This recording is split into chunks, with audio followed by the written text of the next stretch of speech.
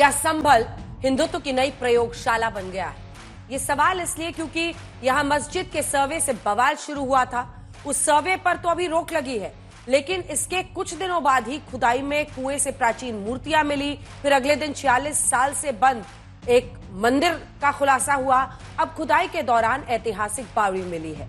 इसके साथ ही शहर दर शहर मंदिरों की तलाश शुरू हो गई है। लेकिन पहले और अब में फर्क क्या है, आपको जरा बताते हैं। अब तक ये दावा होता रहा कि मंदिर तोड़कर कोई मस्जिद, मजार, दरगाह बनाई गई। ऐसे मामले कोर्ट में पहुंचते रहे। लेकिन अब ऐसे मंदिरों और ऐतिहासिक धार्मिक स्थलों की पहचान की तलाश शुरू हो गई है जिन पर अतिक्रमण हुआ है। इसमें कोर्ट के हस्तक्षेप की जरूरत नहीं पड़ती। ये स्थानीय पुलिस प्रशासन ही इस अतिक्रमण को हटा सकता है। हिंदू पक्ष से ऐसे दावे किए जा रहे हैं कि खासकर जो मुस्लिम बहुल इलाके हैं वहां पर जमकर अतिक्रमण हुआ। इसका मुगलों से कोई लेना देना ही है। अभी जो मुस्लिम बहुल इलाके हैं वहां पर मंदिरों के अतिक्रमण की तस्वीर को सामने लाता है। लेकिन अब अतिक्रमण हटाकर मंदिरों में पूजा पाठ शुरू कर दिया जा रहा है। इससे तीन बातें हो रही है। पहली, कोर्ट के आदेश का पालन हो रहा है क्योंकि अभी कोर्ट ने रोक लगा रखी है। दूसरा, संदेश ये दिया जा रहा है कि मुगल काल ही नहीं, अभी जो मुस्लिम इलाके हैं वहां पर मंदिरों पर अवैध कब्जा करके छिपाया गया या दबा दिया गया। अब धीरे धीरे ये मुहिम बनती जा रही है। हिंदूवादी संगठन खुद ही आगे आकर मंदिरों को तलाशने लगे हैं। और तीसरी ये कि विपक्ष इस पर जितना भी शोर मचा रहा है वो मुस्लिम तुष्टीकरण के कटघरे में खड़ा हो रहा है। विपक्ष सर्वे और खुदाई के बहाने बीजेपी सरकार को कटघरे में खड़ा कर रहा है और बीजेपी को मौका मिल रहा है कि वो बोले कि विपक्ष देखिए मुस्लिम तुष्टीकरण के लिए सामने आ खड़ा हुआ है। हल्ला बोल आज इसी पर। पहले ये रिपोर्ट, फिर चर्चा की शुरुआत।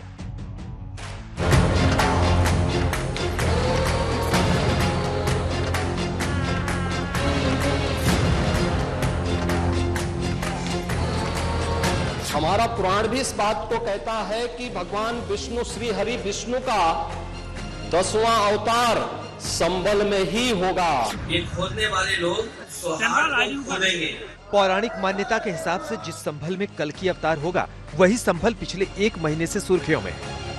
पहले संभल में मस्जिद से कुछ दूरी पर खुदाई हुई तो वहाँ कुएं से प्राचीन मूर्तियां मिली। फिर संभल में ही 46 साल से बंद पड़े मंदिर का खुलासा हुआ।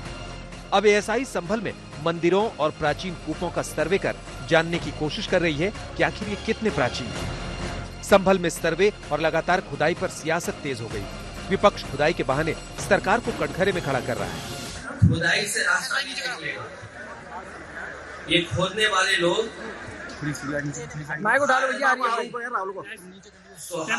खोदेंगे।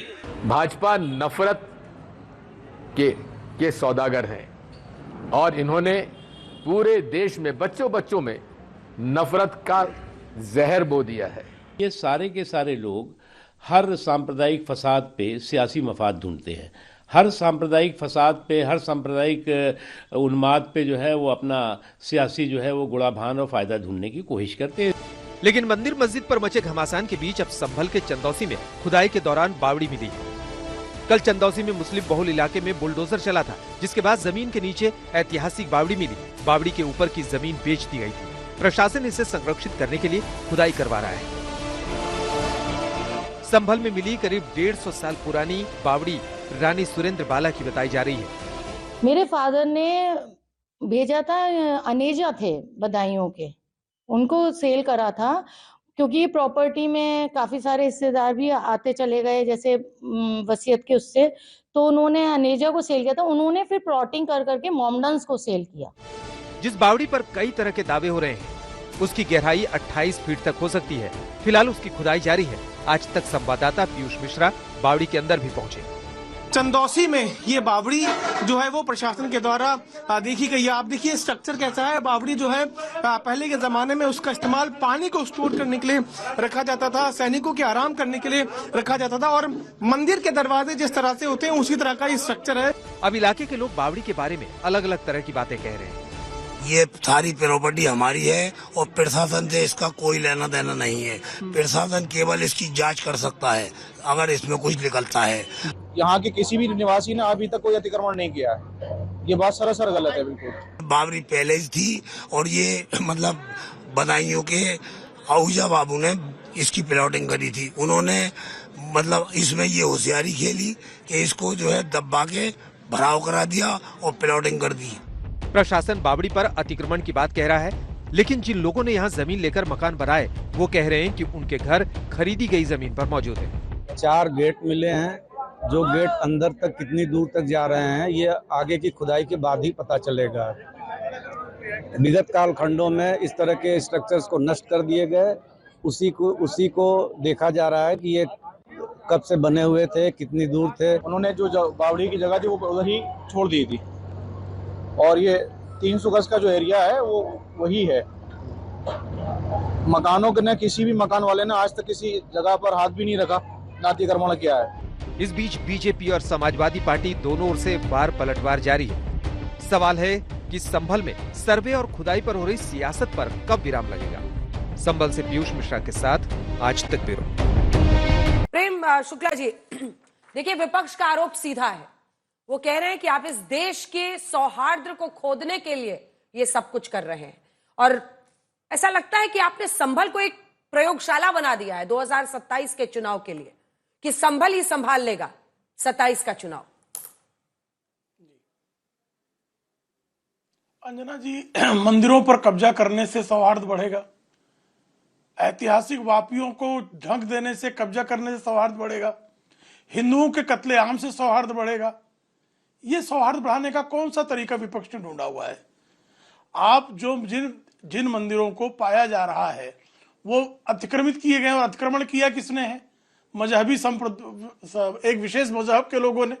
आप कल्पना कीजिए कि हिंदुओं की आबादी में मस्जिदों की कोई मुसलमानों की दरगाह या मस्जिद इस तरह से अतिक्रमित कर ली जाए, कालांतर में वहां प्रशासन जाए और प्रशासन वहां पर ऐसी मस्जिदों को खोज ले, तो उसको अगर मुसलमानों के हवाले किया जाए तो ये सौहार्द बिगड़ जाएगा। ये सौहार्द बनाने का कौन सा तरीका है कि मंदिरों का ध्वंस कर दिया जाए तो सौहार्द बढ़ जाएगा, मंदिरों से जुड़ी हुई वापियों को जो है ढक दिया जाए, तोप दिया जाए, उसको जो है बुझा दिया जाए तो इससे सौहार्द बढ़ेगा। ये सौहार्द बढ़ाने का कौन सा तरीका समाजवादी पार्टी ने, कांग्रेस ने, उनके इकोसिस्टम ने ढूंढा हुआ है? ये समझ से परे है। अतिक्रमण हटाना ये तो संवैधानिक और वैधानिक कार्य है, दायित्व है प्रशासन का। आप जो है अतिक्रमण करेंगे, उसका अतिक्रमण को हटा दिया तो तत्काल जो है सौहार्द बिगड़ जाएगा। यानी ये गैर कानूनी काम करे तो सौहार्द बढ़ेगा, कानून अपना काम करे सौहार्द बिगड़ जाएगा। ये सौहार्द तो गजब की चीज हो गई भाई। ये ऐसे कैसे सौहार्द बिगड़ जाता है? अभय दुबे जी, ये क्या तरीका है सौहार्द बनाने और बिगाड़ने का? समझ से परे है जी। अभय दुबे जी, इसका जवाब आप दीजिए, फिर मैं सुनील जी के पास जाऊंगी। अगर देश की विरासत कुछ है तो उसको वापस बाहर लाने में क्या आपत्ति? ये वाली तस्वीरें दिखाइए चंदौसी वाली, जो ये बावड़ी है, देखकर ही लग रहा है कि कैसी ये ऐतिहासिक विरासत है। ये मामला अतिक्रमण का है, ये कोई ऐसी विवादित स्थल नहीं है जिस पर कोर्ट में बहस चले। ये देखिए, ये अगर सामने आ रहा है, अतिक्रमण हटाया जा रहा है, तो भाई क्यों ना हो ऐसा? अंजना जी, ये मामला देश की गौरवशाली और वैभवशाली विरासत पर अतिक्रमण का है, जो सद्भाव की है, जो समरसता की है, जो सहिष्णुता की विरासत है, उस पर अतिक्रमण और आघात हो रहा है। यह सिर्फ कांग्रेस पार्टी के खिलाफ नहीं, ये मोहन भागवत जी के खिलाफ भी बोल रहे हैं। 3 जनवरी 2022 को भी मोहन भागवत जी ने को रेखांकित किया था, चेताया था कि हर मस्जिद के नीचे मंदिर खोजना बंद कर दीजिए। अरे पाताल लोक से खोज कर लाइए, खोद कर। बेरोजगारी इतनी भीषणतम कर दी, आसमान छूती महंगाई का इलाज निकालिए प्रधानमंत्री जी। अब तो राम भद्राचार्य जी को भी इन्होंने लगा दिया, मोहन भागवत जी की आलोचना कर रहे हैं आज वो। अब संत महंत देखिए, आप विडंबना देखिए। जो बात मोहन भागवत जी ने कही, मुझे लगता है कि प्रधानमंत्री जी के खिलाफ कही, और इस देश की प्रधानमंत्री जी को चाहिए था कि आगे बढ़कर ये बात कहें। वो प्रधानमंत्री जी कहते कि नहीं, हम देश में उन्माद नहीं चाहते, सांप्रदायिक हिंसा नहीं चाहते, हर एक हमारे पवित्र। और मैं तो, मुझे एक बताइए कि ना सिर्फ बिलाल, नईम, अयान, कैफ, इन लोगों की हत्या हुई है संभल में, लेकिन आपको बहराइच में रामगोपाल मिश्रा की भी हत्या हुई है, और उसी बहराइच से आने वाले दलजीत सिंह को रौंद कर मार डाला जीप के नीचे। वो भी हिंदू थे हमारे लवप्रीत सिंह, 20 साल का, जो जीप से किसान न्याय की मांग कर रहा था, उसको रौंद कर मार डाला। दलजीत सिंह को मार डाला, गुरविंदर सिंह को मार डाला, शुभकरण के सिर में 5 से गोली मार दी। वो हिंदू समाज के नहीं थे। भारतीय जनता पार्टी के सत्ता का स्वार्थ है, कोई सरोकार नहीं इनको। ये धर्म की आस्था नहीं है, ये अधर्मी सत्ता को बचाने की लड़ाई लड़ रहे हैं। इनको बुनियादी जो सवाल देश के हैं उस पर पर्दा डालने के लिए, क्योंकि अब बैसाखियों पर आ गए तो इनको लगता है कि वही शमशान, कब्रिस्तान, दिवाली, रमजान, मंगलसूत्र ये कारगर होगा, इनको ऐसा प्रतीत होता है। अरे हमारी नहीं मानिए, 100 साल हो रहे हैं। जो राष्ट्रीय स्वयंसेवक संघ के उनके प्रमुख की तो मानिए, आपके राष्ट्रीय अध्यक्ष ने कह दिया कि अब संघ की जरूरत नहीं, तो मुझे लगता है संघ के विचारों की भी अब आपको जरूरत नहीं है। अभय जी, ये देश के सद्भाव को मत बिगाड़िए, ये खोद कर देश के देखिए। एक छोटा सा सवाल है सर, आज आप लोगों को मोहन भागवत जी बड़े अच्छे लग रहे हैं और आप लोग उनको कोट कर रहे हैं, लेकिन मैं भी उनके कुछ कोट्स आपको सुनाना चाहती हूं। सितंबर 2023, संघ प्रमुख, हिंदुस्तान एक हिंदू राष्ट्र है, सभी भारतीय हिंदू हैं। जुलाई 2021, सभी भारतीयों का डीएनए एक है, चाहे वो किसी भी धर्म के हों। दिसंबर 2019, जो भारतीय संस्कृति का सम्मान करते हैं वे सब हिंदू हैं। अब आज आपको उनका एक बयान अच्छा लग रहा है, लेकिन वही मोहन भागवत जी ये सब भी बोल रहे थे, तब आपकी नजर में वो विष उगल रहे थे, आज वो अच्छा बोल रहे हैं, तो समझ नहीं आ रहा। देखिए, अच्छे को अच्छा कहना भारत की संस्कृति है और बुरे की समालोचना करना भारत की संस्कृति है। अगर वो अच्छी बात नहीं करेंगे तो ये हमारा दायित्व हमको देश की जनता ने दिया है। मुझे बताइए ना, क्या हासिल करना चाहते हैं ये? एक के बाद एक अगर लोगों को मार कर, क्या हिंदू धर्म क्या सिखाता है? जो गाय की पूजा का प्रवर्तन करता है वो मनुष्य की हत्या का समर्थक कैसे हो सकता है? हमने तो गौ माता तक की पूजा का संकल्प लिया। इसका अर्थ है कि हम पशु पक्षी जानवर तक में, पेड़ों तक में भगवान को तलाशते हैं, और मनुष्य की हत्या करना ये हमारा धर्म नहीं हो सकता। ये सिर्फ सत्ता की भूख है। हिंदुओं की पीठ पर पैर रखकर भारतीय जनता पार्टी सत्ता की सीढ़ी चढ़ना चाहती है। ठीक है, मैं आपका यही प्रश्न से पूछूंगी। अयोध्या में आपका ये आरोप है कि हिंदुओं की पीठ पर पैर रखकर बीजेपी सत्ता में रहना चाहती है, लेकिन सुनील जी, वही प्रश्न जो मैंने अभय जी से पूछा था, ये भारत की विरासत है, संस्कृति है। अगर मुस्लिम बहुल इलाकों में अतिक्रमण किया हुआ, आप देखिए ये तस्वीर, मतलब जो भी देखेगा वो 2 सेकंड को रुक जाएगा। ये बावली किस तरह से, मतलब कूड़ा मिट्टी डाल कर उसको, मतलब ऐतिहासिक जगह है, उसका क्या हाल किया हुआ है आप देखिए। अब ये अगर अतिक्रमण हटाया जा रहा है तो उसको आप हिंदू मुस्लिम से कैसे जोड़ सकते हैं? वही एक पूरी लिस्ट है, ये वाला नहीं, जो दूसरा भी हिस्सा है, ये सब देखिए, ये अंदर से ये सब खुदाई से निकल रहा है सर। मिट्टी और कूड़ा डाल दिया गया है इस बावली पर, और उसकी पूरी हिस्ट्री ट्रेस हो रही है। क्यों ना वो दिखाए? देखे, एक पूरी लिस्ट है किस किस मंदिर पर वक्फ बोर्ड ने दावा किया। सनातन धर्म मंदिर, दिखा दीजिए जरा, लिस्ट है हमारे पास। प्राचीन मंदिर महावीर एनक्लेव दिल्ली का है, दिल्ली में ही बीके दत्त कॉलोनी में सनातन धर्म मंदिर है। वक्फ बोर्ड ने प्राचीन शिव मंदिर को कह दिया है दिल्ली में। मंदिर मुनीम जी बाग का है, उसमें कह दिया है। कानपुर का मुक्ता देवी मंदिर है। मीरा बाबा मठ अलीगढ़ का मंदिर है। कानिफनाथ मंदिर है अहमदनगर में। लखनऊ में लाल शिवालय कुबड़े बाबा मंदिर है। 250 साल पुराना शिव मंदिर है लखनऊ का। इन सब पर वक्फ बोर्ड ने दावा ठोक दिया है। तब क्यों नहीं आप लोगों की आवाज निकलती है? तब क्यों नहीं लगता है कि सौहार्द बिगाड़ा जा रहा है? देखिए अंजना जी, मुझे लगता है समाजवादी पार्टी हर मामले में अपना पक्ष रखती है। जो सवाल आपने किया है कि देश की विरासत का मामला है, मुझे नहीं लगता है कि देश की विरासत के खिलाफ कोई होगा। लेकिन देश की विरासत क्या है? हमारी सबसे बड़ी विरासत है जो भगवान राम ने रास्ता दिखाया है, जो भगवान श्री कृष्ण ने रास्ता दिखाया है, जो भगवान गौतम बुद्ध ने रास्ता दिखाया है। हमारी विरासत है जो क्रांतिकारियों ने रास्ता दिखाया है। हमारी विरासत है जो गांधी जी ने रास्ता दिखाया है, जो अम्बेडकर जी ने रास्ता दिखाया, जो डॉक्टर लोहिया ने रास्ता दिखाया है। उसी विरासत को हम बचाने का प्रयास कर रहे हैं।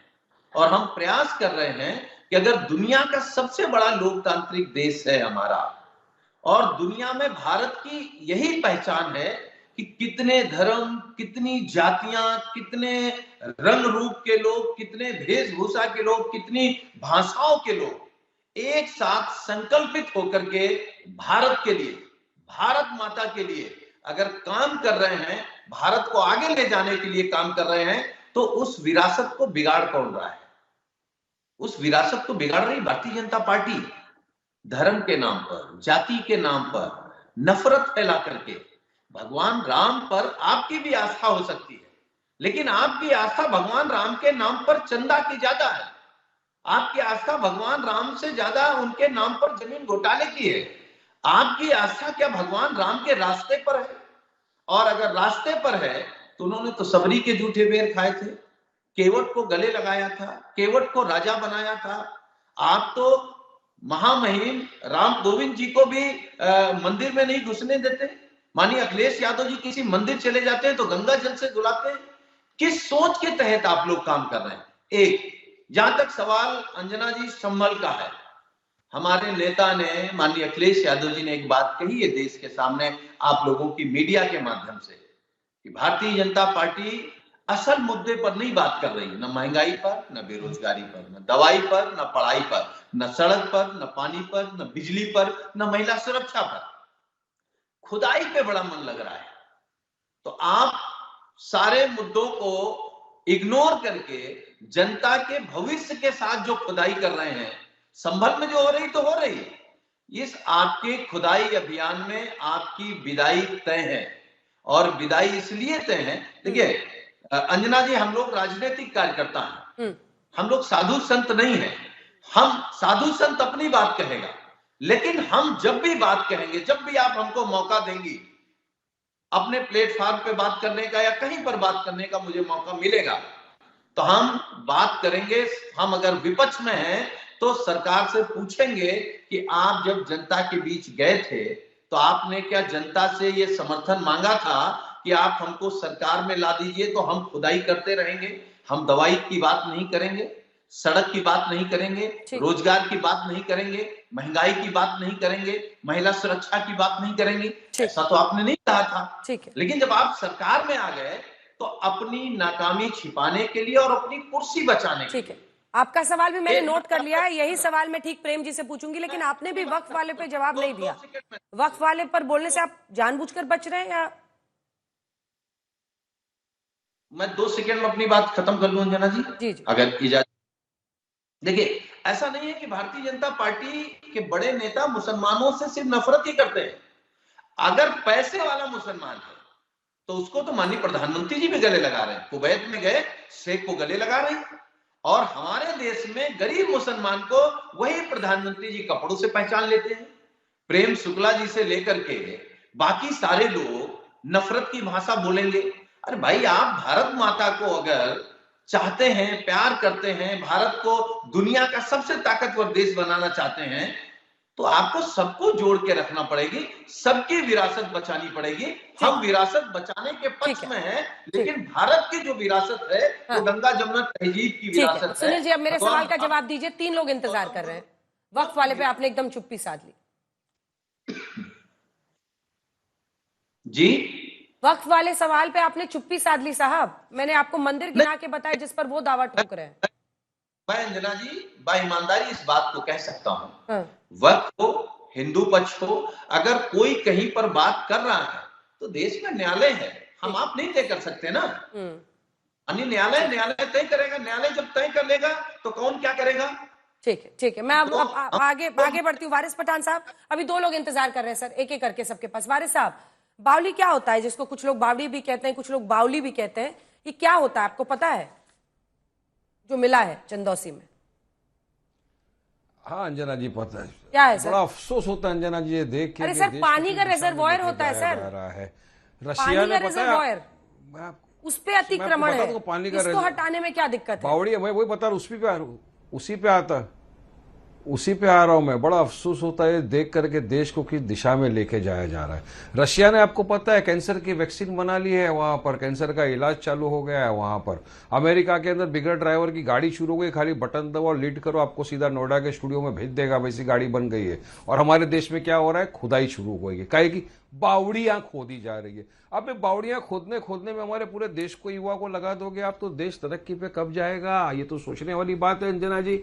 और आप रिजर्वेयर ढूंढो, पूरे, मुझे तो लगता है आज तक के स्टूडियो के नीचे भी बावड़ी मिलेगी। अरे लाखों बावड़ियां देश में निकल जाएगी। भाजपा के मंत्रियों के घर की खुदाई करना शुरू कर दो, बावड़ियां ही बावड़ियां निकलेगी। पैसों के बंडल भी निकल सकते हैं, तो क्या पूरा खुदाई की तरफ देश को ले जाएंगे? तो फिर क्या फायदा देश का?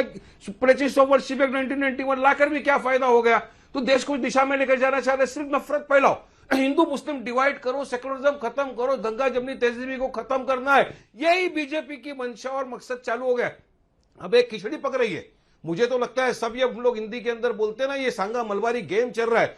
मोदी बोलेंगे मैं सबका साथ सबका विकास की बात करूंगा, सर संचालक मोहन भागवत बोलेंगे अरे मत खोदो, क्या जरूरत है मस्जिद को खोद के शिवलिंग ढूंढने की। उसके बाद दूसरे आ जाएंगे हिंदू के महंत और बोलेंगे नहीं ये जो मोहन भागवत है उम्र का तकाजा आ गया। अब तो मोहन भागवत की भी नहीं सुनते, तो मैं तो चाहूंगा मोहन भागवत आए लाइव टीवी के ऊपर, बैठ के फोन करे योगी को, मोदी को, सबको कॉन्फ्रेंस पे लो सबको और बोलो कि आज के बाद कहीं खुदाई नहीं होगी, बोलिए शिवलिंग नहीं ढूंढा जाएगा। हम तो कहते हैं ओवैसी जी को बोलिए किसी दिन लाइव फोन करे अपने भाई को बैठ के टीवी पे कि 15-15 मिनट वाला जो खेल करते हो उसको बंद करो। क्यों? अरे 15 मिनट वाला वो खत्म हो गया, वो खत्म हो गया, खत्म हो गया।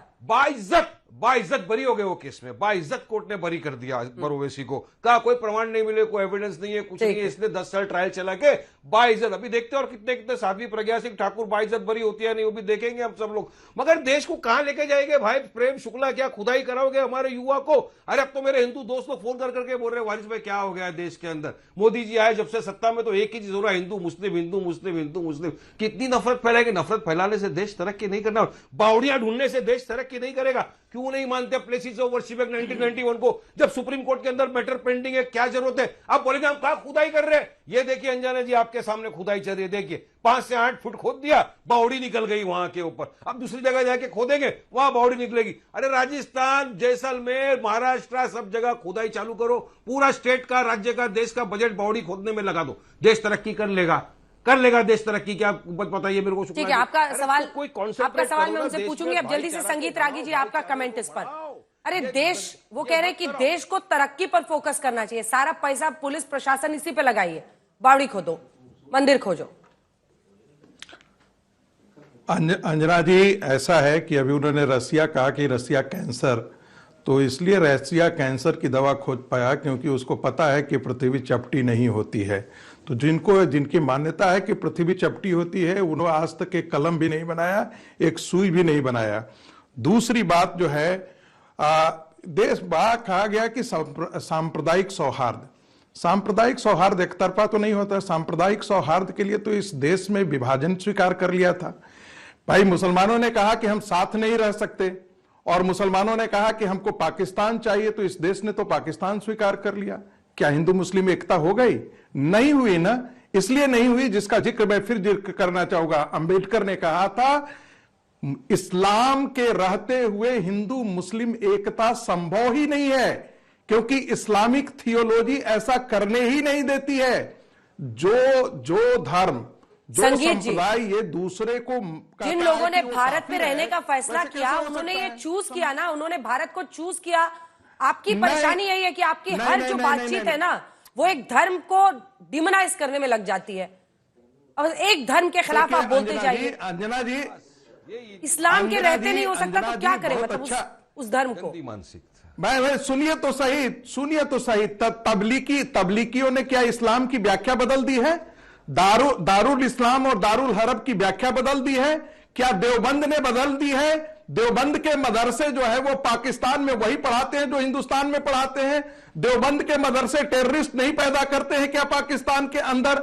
अब मैं इस्लाम की व्याख्या यहां अलग होगी, वहां अलग होगी, उपनिषद की व्याख्या यहां अलग होगी और ईरान में अलग होगी व्याख्या नहीं होगी।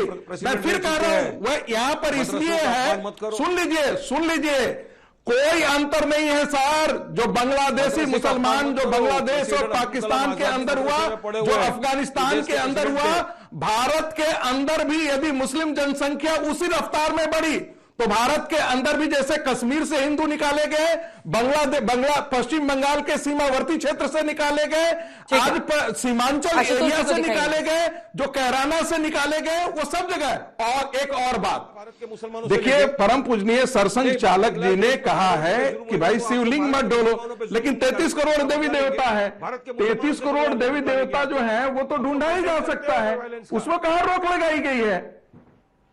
लेकिन आपको समझ, जब आप एक धर्म के खिलाफ सिर्फ बोलते हैं ना कि इस्लाम के रहते नहीं हो सकता, तो अनेकों इस देश में रहने के इस्लाम के को मानने वाले जिन्होंने इस देश के लिए बहुत सेवा की है, ऐसा जहर मत नेशनल टीवी पर उगलिए। आशुतोष जी, क्या संभल हिंदुत्व की एक ऐसी प्रयोगशाला बन रही है? क्योंकि देखिए मामला अगर आप टेक्निकली देखिए तो कोई विवादित जगह तो है नहीं, लेकिन मुस्लिम अतिक्रमण है, वहां पर ऐसे इलाके हैं जहां पर मतलब आप यही तस्वीर अगर आप देखिए तो इस बावड़ी को क्या वजह थी कि इसको इस तरह से कवर कर दिया गया? तो अगर वो हटाया जा रहा है तो इसमें कोई कैसे गुस्सा आ सकता है? भाई ये तो विरासत है इस देश की, तो सामने आनी चाहिए। क्यों वो कूड़े में रहेगी, क्यों मिट्टी से दबी रहेगी? आशुतोष, देखिए, एक चीज तो मुझे समझ लेनी चाहिए कि कम से कम अब कुछ लोगों को मोहन भागवत के नाम के आगे परम पूजनीय नहीं लगाना चाहिए, क्योंकि अगर आप परम पूजनीय लगाते हैं तो फिर उनकी बातों को भी मानिए। अगर आप उनकी बातों को नहीं मानना चाहते हैं, खाली रस्म अदायगी करना चाहते हैं कि चूंकि सरसंघचालक के नाम के आगे परम पूजनीय लगा हुआ है इसलिए मुझे कहना है, तो फिर यह मानना पड़ेगा कि आप उनका सम्मान भी नहीं करते हैं और उनका अपमान कर रहे हैं, दरअसल, और राष्ट्रीय टीवी पर अपमान कर रहे हैं। मोहन भागवत ने जो बात कही है वो बड़ी इंपॉर्टेंट बात है, और उनको कम से कम अब देर से ही से लेकिन इस बात का अंदाजा हो गया है कि जिस रास्ते पर हिंदुस्तान को ले जाने की कोशिश की जा रही है वो रास्ता अंत में एक बहुत बड़ी खाई की तरफ ले जाएगा, जहां न हिंदू बचेगा न मुसलमान बचेगा। और इसलिए मोहन भागवत ने जो हाल में 2 दिन पहले जो बयान दिया है कि भाई राम मंदिर तक मामला था, उसके बाद अब ये खोज बंद होनी चाहिए। लेकिन अगर उसके बावजूद भी उत्तर प्रदेश के मुख्यमंत्री को लगता है कि संभल में खुदाई करनी चाहिए तो खोदिए फिर। तो दरअसल वो संभल की खुदाई नहीं कर रहे हैं, वो दरअसल मोहन भागवत के कहे की खुदाई कर रहे हैं। और इसलिए ये संकट आरएसएस के अंदर का संकट है कि एक तरफ बीजेपी के राष्ट्रीय अध्यक्ष कहते हैं अब तो हम समर्थ हो गए हैं और हम सक्षम हैं, अब हमें आपकी जरूरत नहीं है। तो ये सवाल तो आरएसएस के अंदर पूछा जाना चाहिए ना कि भाई मोहन भागवत की अब आरएसएस को जरूरत है, जरूरत नहीं है? क्या बीजेपी को आरएसएस की जरूरत है, जरूरत नहीं है? और अगर जरूरत है, और अगर आरएसएस एक अनुशासन वाला संगठन है जो एक चालक अनुवर्तित्व पे काम करता है, तो उनके मानने वालों को कम से कम अब ये तय कर लेना चाहिए कि मोहन भागवत के नाम के पहले परम पूजनीय शब्द का इस्तेमाल नहीं करेंगे, और अगर करते हैं तो जो कहते हैं उसके बात मान लीजिए। ठीक है, मैं इसको संबंध से जोड़ के नहीं देखता हूं। मैं तो ये देखता हूं कि ये आरएसएस की विचारधारा में एक बहुत भयानक संकट पैदा हो गया है। ठीक है, जिस शेर की सवारी आरएसएस कर रहा था, अब वो शेर उनको ही खाने के लिए तैयार बैठा। ठीक है, जिस शेर की सवारी आरएसएस कर रहा था वही अब उनको खाने को तैयार है। उनका कहना है कि बहुत बड़ा डिविएशन है आप लोगों की जो सोच और विचारधारा है, संकट काल है आप लोगों की हिंदुत्व की परिभाषा में। प्रेम शुक्ला जी, अभय जी का ये सवाल था कि आप नौकरियों से, असल मुद्दों से लोगों को भगाना चाहते हैं, इसलिए आप ये कह रहे हैं। दूसरी तरफ सुनील जी का ये सवाल था कि वही कि दवाई की नहीं खुदाई करते रहिए, और कह रहे हैं वारिस साहब कि आप मतलब सब काम छोड़ दीजिए, सारा पैसा लगाइए, हर जगह बस बावड़ी मंदिर यही सब खोदते और खोलते रहिए। देखिए, परम पूजनीय सरसंघचालक के प्रति जो पूजनीयता का भाव आशुतोष जी में जागृत हुआ है, अभय जी में जागृत हुआ है, सुनील जी में जागृत हुआ है और वारिस पठान जी में जागृत हुआ है, उसका मैं जो है अभिनंदन करता हूं कि कम से कम उनको परम पूजनीय मानने में आशुतोष जी जो है अत्यंत प्रसन्न हैं। दूसरी बात जो है, अब पहले एक इन्होंने कहा कि औषधियों की खोज नहीं, औषधियां नहीं उपलब्ध कराई जा रही हैं। श्रीमान जी, भारत अकेला देश है जिसने 2 वैक्सीन्स का कोरोना काल में जो है न केवल अन्वेषण किया, बल्कि समग्र भारतीयों को जो चाहते थे उनका वैक्सीनेशन करने का काम किया।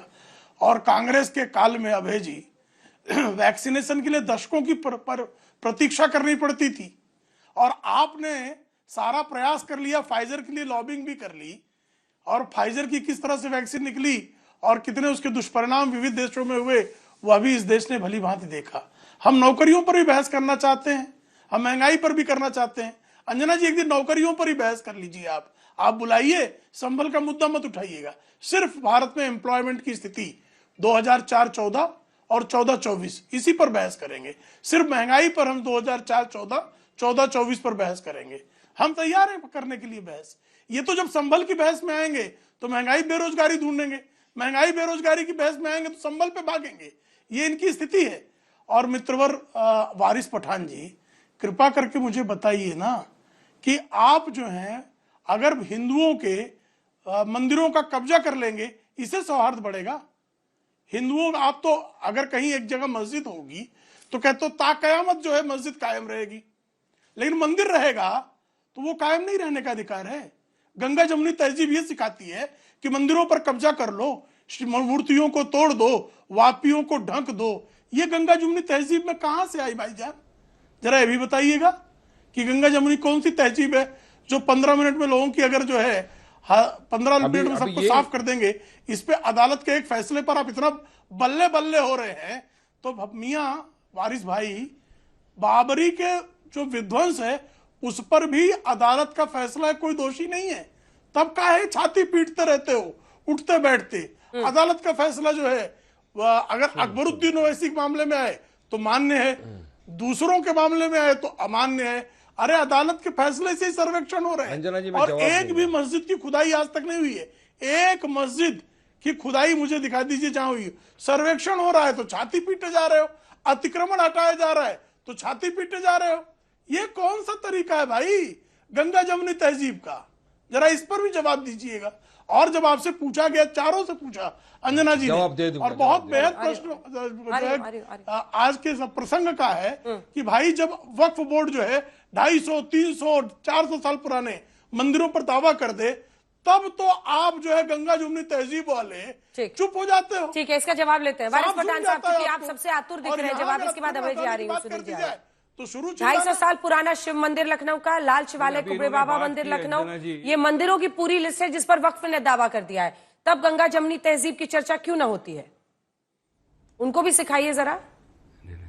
देखिए, वक्फ ऐसा है, किसी की भी कोई भी इंसान किसी चीज को ये नहीं बोल सकता है कि मेरी ये अगर डॉक्यूमेंट है, waqf once a waqf always a waqf, Supreme Court ने भी कहा है। अगर उनके पास दस्तावेज है, कोर्ट बोलेगा ठीक है ये वक्फ की जमीन है तो वक्फ को वापस देना पड़ेगा, उसमें कोई दो राय नहीं। अगर कोर्ट ने कहा कि नहीं वक्फ की जमीन नहीं है, आपके दस्तावेज गलत है, रॉन्ग है, तो खत्म हो गया, खारिज हो गया। मगर उसका इशू क्यों बनाना? अभी यहाँ पे प्रेम शुक्ला ने कहा कि हमारी मंदिरों को तोड़ तोड़ के मस्जिदें बना दी। मतलब आप एक तरफा गंगा जमुनी तहजीब चाहते हैं? सुप्रीम कोर्ट का भी ऑब्जर्वेशन है कि कोई भी मस्जिद को तोड़ के, वकील साहब आप एक तरफा गंगा जमुनी तहजीब चाहते हैं? मंदिर को तोड़ के मस्जिद नहीं बनी। वकील साहब नहीं, अब तो प्लेसेस ऑफ वर्शिप इसीलिए तो आया था, हम तो हमारी एक मस्जिद खो दिए ना। अंजना जी, दूध का जला हुआ है, छाछ भी फूक फूक के पिएगा। हमारी तो एक बाबरी को शहीद कर दिया धोखे से। रात को मंदिर प्रकट हो गई, मूर्ति प्रकट हो गई, उसके बाद हलफनामा दाखिल किया सुप्रीम कोर्ट। वो तो आप अभय दुबे जी से पूछिए, मूर्ति प्रकट हो गया, मस्जिद को ताला।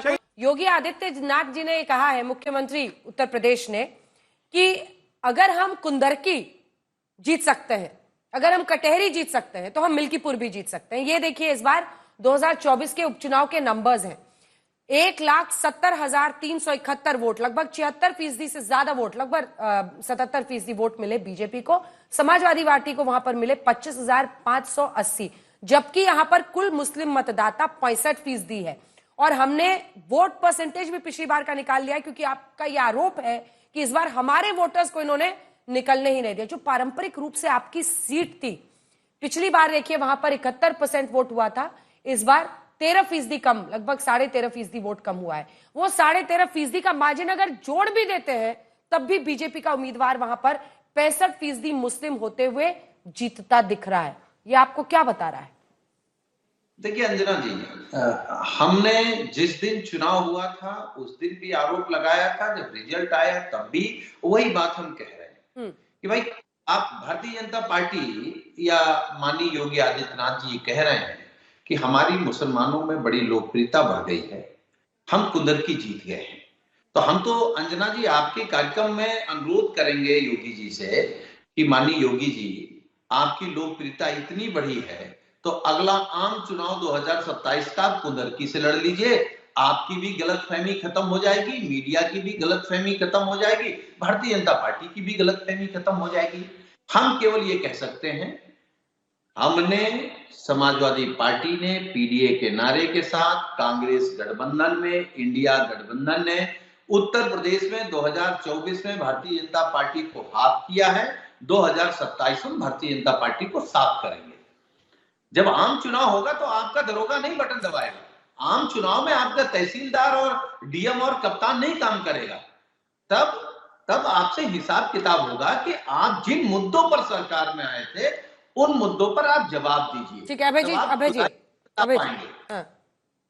मामला ये है ना कि ये जो जितना भी अतिक्रमण हटाया जा रहा है, कोर्ट के मामलों से ये नहीं टकरा रहा है, तो लीगली वो कुछ भी गलत नहीं कर रहे हैं। तो इसमें आप मतलब एक पिच जो है इनके खिलाफ आप उठा सकते हैं, लेकिन इलीगल तो कुछ नहीं है भाई। जो इलीगल चल रहा है उसको हटा रहे हैं। समाजवादी पार्टी। अंजना जी, मैं आज समूचे देश को आपके चैनल के माध्यम से एक बात कहना चाहता हूं। क्या ये हम लोगों के लिए, हम भी राजनीतिक दल हैं, हम 80% हिंदुओं के वोट नहीं चाहते हैं क्या? लेकिन देश हमारी प्राथमिकता है। हम देश के सांप्रदायिक सौहार्द को बिगाड़ कर एक भी वोट नहीं चाहते। मत दीजिए सत्ता, लेकिन देश के सांप्रदायिक सौहार्द को बिगाड़ेंगे तो उसके परिणाम बहुत गंभीर होंगे। और सबक कौन सिखा रहा है? जिन्ना के नातियों के परिवार से चंदा लेकर जो पार्टी पनपी है वो हमको पाठ पढ़ा रही है। जो सैफुल्लाह फारूक जैसे आतंकवादी को टिकट देती है सत्ता की भूख मिटाने के लिए, तालिब हुसैन जैसे आदमी को मंच पर खड़ा करती है आतंकवादी को, तारिक अहमद मीर जैसे आतंकवादी को टिकट देती है, वो पाठ पढ़ा रही कि हम साहब मंदिरों को। अरे साहब, ये मंदिर मस्जिद का मामला नहीं, ये सत्ता की भूख का मामला है। आज इनको मोहन भागवत जी के खिलाफ रामभद्राचार्य जी को खड़ा कर दिया। देखिए आप, आइए ना प्रधानमंत्री जी, कहिए, आप कहेंगे किस मुंह से? क्योंकि वो खुद जब शमशान कब्रिस्तान की राजनीति करते हैं तो सांप्रदायिक सौहार्द के लिए कभी प्रयास नहीं करेंगे।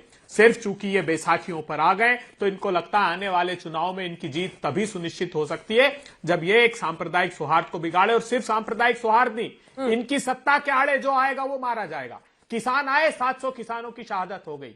दिल्ली के दरवाजे पर बैठे रहे 1 साल तक, उनकी सुध लेने वाला कोई नहीं था। लखीमपुर खीरी में किसानों को रोन कर मार दिया। पहलवान बेटियों को तिल तिल कर तड़पा कर दिल्ली के दरवाजे पर मारा। इनकी सत्ता के आड़े जो आएगा वो मारा जाएगा। मैं हाथ जोड़कर प्रार्थना करता हूं देशवासियों, इनके इस मुखौटे को पहचानिए। ये कोई हिंदू अस्मिता का प्रश्न नहीं है, ये सिर्फ हिंदू अस्मिता की आड़ पर सत्ता का सुख भोगना चाहते हैं। आखिरी बात कहना चाहता हूं, बहुत प्रामाणिक बात। आप सब लोगों ने सुना होगा भोजशाला का बहुत बड़ा मामला, धार की भोजशाला का। विश्व हिंदू के परिषद के एक व्यक्ति ने अदालत में मुकदमा लगाया था हाई कोर्ट में। हाई कोर्ट में जब मुकदमा लगाया तो उमा भारती जी मानव संसाधन विकास मंत्री थी। उस समय शपथ पत्र दिया गया उनके मंत्रालय के द्वारा, वो प्रमाण है कोर्ट में कि यहां अर्जुन वर्मन के समय की जो म्यूरल्स हैं वो लाकर रखे गए हैं, ये भोजशाला नहीं है। प्रामाणिक रूप से एफिडेविट दिया, लेकिन विश्व हिंदू परिषद के व्यक्ति ने वो केस विड्रॉ कर लिया। तो सच्चाई ये होती है जब सरकार में होते हैं तो देश के सांप्रदायिक सौहार्द को न बिगड़ने दें। भारतीय जनता पार्टी को जैसे अयोध्या में सबक सिखाया, जैसे रामेश्वरम में सबक सिखाया, जैसे बद्रीनाथ में सबक सिखाया, सारी जगह वो अलौकिक सत्ता भी इनके खिलाफ है। देश के नागरिकों ये जान लो, जब उस सत्ता ने संकेत दे दिया तो आप भी संकेत को समझिए, ताकि ये तरक्की और विकास की बात करेंगे। ठीक है आशुतोष जी ने जो कहा है उनके खिलाफ ये लोग अंत में मैं उनसे यही जवाब लूंगी। आशुतोष जी, लेकिन कुल आप क्या प्रेम शुक्ला जी के जवाब से संतुष्ट हुए? वो आपको बधाई दे रहे थे कि आप सर संचालक को लेकर, मोहन भागवत जी को लेकर आप इतनी ऊंची बातें कर रहे हैं, लेकिन दूसरी तरफ बीजेपी की विचारधारा कौन नहीं जानता है? मतलब अगर मुख्यमंत्री योगी आदित्यनाथ मंदिर खुलवा रहे हैं जो कि 50-50 साल से बंद है, या बावड़ी खुलवा रहे हैं या खुदवा रहे हैं, तो उनकी विचारधारा कोई छिपी छिपाई तो है नहीं। वो तो खुल के कहते हैं बटोगे तो कटोगे। वो तो खुल के कहते हैं कि जैसे कुंदरकी जीते, कटहरी जीते, वैसे मिल्कीपुर भी जीत सकते हैं। मतलब उनका ये सीधा कहना है कि अगर वहां मुस्लिम मतदाता ज्यादा भी है, 65% भी है, तो वहां हम जीत सकते हैं। और कुंदरकी का हमने नंबर्स दिखाया ही। आशुतोष जी, देखिए अंजना जी, मोहन भागवत जी उम्र में बड़े हैं तो जाहिर सी बात है मैं उनका सम्मान करता हूं उम्र के नाते, लेकिन मैं उनकी विचारधारा का सम्मान कभी नहीं करता। जो मैंने बात कही वो उनके सम्मान की बात नहीं है। मैं आरएसएस के अंदर के संकट की बात कर रहा हूं, उस विचारधारा के अंदर संकट की बात कर रहा हूं। मोहन भागवत कहते हैं कि हर मस्जिद में शिवलिंग क्यों खोजना? राम मंदिर के बाद ये मुद्दा जो है आप दुश्मनी से, नफरत से क्यों आप उठाने की कोशिश कर रहे हैं? दूसरी तरफ पलक्कड़ की बैठक के बाद वहां जो नंबर 2 है हाउस बोले, वो कहते हैं भाई कटेंगे तो बटेंगे तो कटेंगे। तो ये तो आरएसएस के नंबर 1 नंबर 2 को समझना है कि बटेंगे तो कटेंगे के रास्ते पर चलना है, या फिर हर सबका डीएनए एक है। ये इसलिए मैंने कहा मैं मोहन भागवत का प्रशंसक नहीं हूं, लेकिन मोहन भागवत उम्र में बड़े हैं और यह हमारी संस्कृति, हम जो उम्र में बड़े होते हैं उनका सम्मान करते हैं। मैं दूसरी तरफ इशारा कर रहा हूं कि अगर मोहन भागवत परम पूजनीय है तो संगीत रागी को यहां आकर मोहन भागवत के जो शब्दों का उसको अक्षरशः दोहराना चाहिए, ना कि डिफाइंटली मिस्टर रागी इनडिसिप्लिन करना चाहिए। मिस्टर रागी डिफाइंट है इस वक्त, वो मोहन भागवत की राय सहमत नहीं है। अगर सहमत नहीं है तो उनको मोहन भागवत का परम पूजनीय कहने का कोई अधिकार नहीं। शायद उनको नहीं मालूम है, देखिए शायद उनको नहीं मालूम है कि स्वयंसेवक का मतलब होता है स्वयं की प्रेरणा से राष्ट्र के लिए समिधा बनकर के जलना। तो कोई आवश्यक नहीं है। मैं मोहन भागवत जी के जो बड़े हैं और उनके उदार मन से ऐसी ही बातें आनी चाहिए। सवाल यह है कि क्या मुसलमानों के तरफ से हिंदुओं के प्रति उसी प्रकार की जो परिभाषा है काफिर की वो खत्म हो गई है। दरअसल खुदाई में कुछ नहीं निकल रहा है, नेहरू और इस्लामिस्टों का पाप निकल रहा है, और वो पाप जैसे ही बाहर निकल रहा है, पता है कि इस देश में हिंदू सभ्यता का जितना नाश इस्लामिस्टों ने किया उतना ही नाश कांग्रेसियों और वामपंथियों और समाजवादियों ने भी किया है।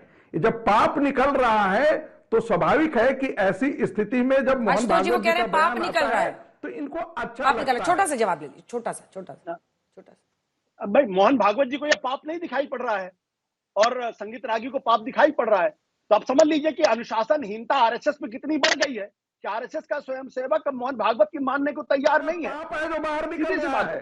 गर्मियों की छुट्टी होने वाली थी, मेरे पापा आने वाले थे, तो हम लोग सभी खुश थे। तो मैं बेड पे चढ़ के डांस कर रहा था, लेकिन वो पहले ही आ गए फ्रीज। तो मैं उस समय तो कंटिन्यू नहीं कर सकता था ना, तो फ्रीज फ्रेम टाइप का हो कसम गया। पैदा कर